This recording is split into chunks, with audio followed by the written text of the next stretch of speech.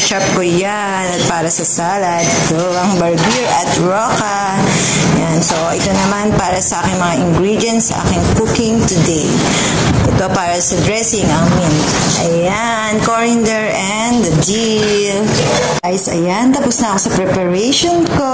Nagayat ko na din lahat ng gulay at onion. So, mapapansin nyo, tatlong quantity yan ng onion. So, yun na yung fish ko. Ayan. So, na-marinate ko na siya ng salt and turmeric. Ayan. Yun na yung coriander and dill for rice. Ayan. Chili, of course, and mga spices ko.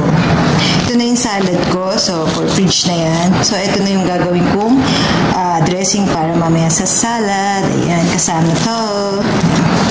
So, guys, mag-i-start na magluto si Inday. So, rice na lang ang ilalabas ko. Bye! See you later in my cooking time with love.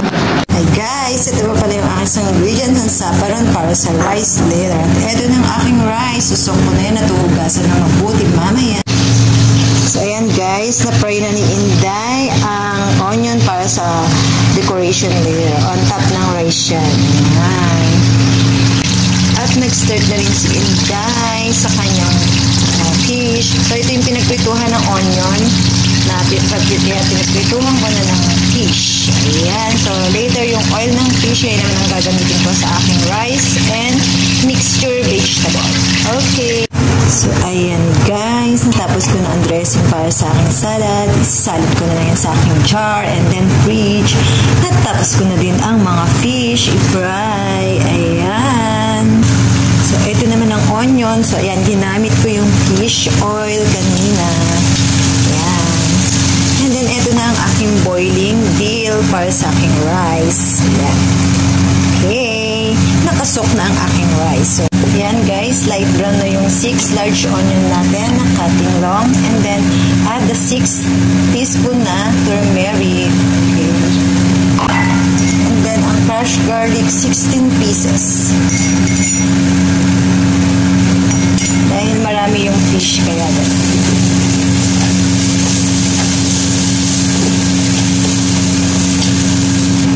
Ito na ang ating mga additional spices. Yan. So, lahat dyan. Curry powder, black pepper, chili, cumin.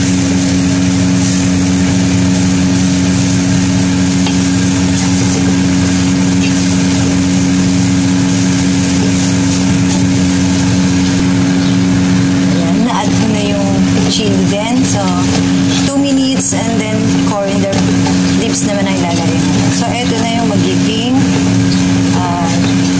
vegetable mixture natin. So, ayan guys, naka 2 minutes na siya. Ito naman ang ating coriander leaves na 8 cups.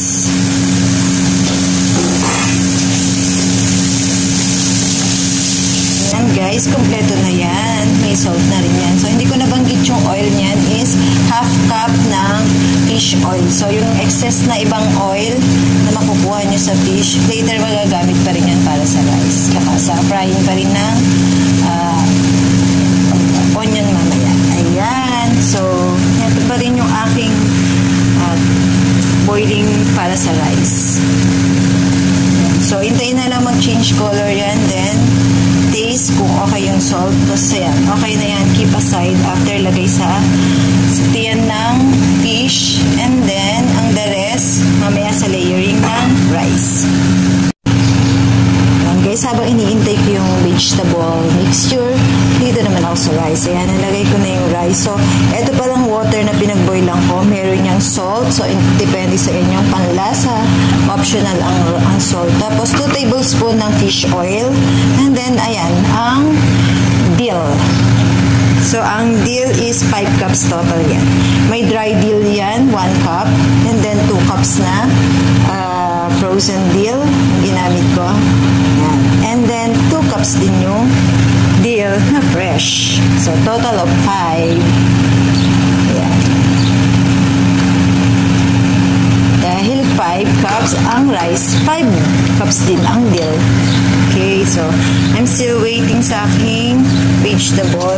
Low fire yan kasi kailangan mag-change color tsaka para mas lumasa yung mga spices. So guys, ito na yung ating green vegetable mixture para palalamigin lang para mailagay mamaya sa fish. At then, eto na yung aking saucepan na ginamit kanina. Diyan din ilalagay yung natirang 1/4 cup na fish oil and then ipa-fry to para to sa ilalim ng rice later. And then, ayan na yung aking saffron. Ayan. Yung rice habang iniintay kong maluto. Ayan. Pinapalamig naman yung gulay. Aking fish waiting pa rin. Bye! Finally, tapos na ang ating rice. So, i-drain ko lang yan maigi. Tapos mag-start na ako sa onion and layering. Ayan. So, guys, ayan. Nagpainit na ako ng 1/4 cup ng fish oil. At ito na, 1 large onion. Kailangan hindi mag-brown ang onion. And guys, soft na yung onion. So, ito na yung 3/4 cup na, 3/4 teaspoon na turmeric. So, ayan guys, natapos ko ng palamanan ang mga fish. Ayan. So, ito na yung excess para sa rice later ng ating green mixture. So, puno yan hanggang ulo. And then, kailangan hindi na ma-break yung isda. Kaya, sobrang careful ang paglalagay. And then, i-scrub lang ng konti yung konting sauce or yung mixture natin sa both side ng isda. Oo. Ayan. So, ready. Pa-fry na lang yan later before ilalagay sa serving plate. Isang fry pa siya. Guys, nasa second frying na tayo ng fish para sa serving lang mamaya. And then, nagpo-boil na ako ng egg para sa sandwiches naman mamayang gabi. Hintay! Ayan. Ayan guys, layering na tayo. So,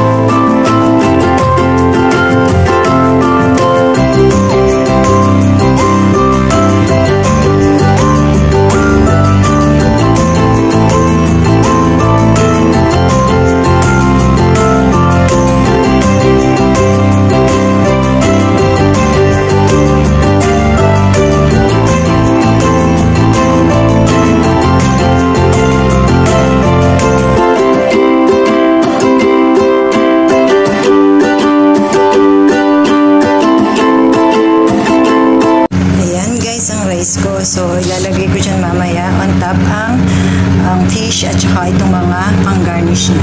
Okay, yan. Tapos na aking rice. Serving na ako. So, ayan guys. Finally, natapos na si Inday. Ayan, for serving na. So, on the way later, dadalahin yan sa kabilang bahay. Cooking with love ni Inday. Ayan, ang rice with dill. Ayan na, ang salad ni Inday. So, waiting na lang sa kanilang pag-alis later. Ayan guys, habang nag-iitay, haharapin naman niya ang kanyang mga hugasin.